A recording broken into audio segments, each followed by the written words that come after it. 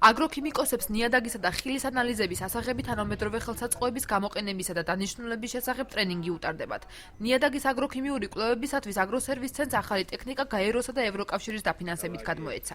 საველე ლაბორატორიის და სპეციალური ხელსაწყოების მეშვეობით შესაძლებელია ნიადაგის 15 სახეობის ანალიზის აღება ისეთ მაჩვენებლებზე, როგორიცაა აზოტი, ფოსფორი, კალიუმი, მჟავიანობა. გარდა ამისა, სინესტისა და შაქრიანობის განსაზღვრა 16 სახეობის მარცვლეულის თესტში. აგროსერვის ცენტრი უახლოეს პერიოდში ნიადაგის აგროქიმიური კვლევის სერვისს აამოქმედებს, რომლითაც სარგებლობა ნებისმიერ ფერმერს შეეძლება.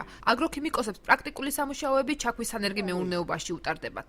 შესაძლებელია ნიადაგის ანალიზების გამოკვლევა, დღეს მიმდინარეობს სპეციალისტების გადამზადება, ტრენინგი უტარდებათ კონკრეტულად ამ დანადგარებთან მუშაობაზე და უახლოეს პერიოდში დაიწყება მუნიციპალიტეტებში ნიადაგების კვლევების სერვისი, ანუ მომსახურებთ ფერმერებს შეღავათიან ფასად მათ შეეძლებათ ჩვენსგან დაიწყონ ანუ ამ სერვისის სარგებლობა. აგროქიმიური კვლევების შესაძლებლობა ჩვენ სპეციალისტებს ჰქონდეს სრულფასოვანი იარაღი, რომლის მეშვეობითაც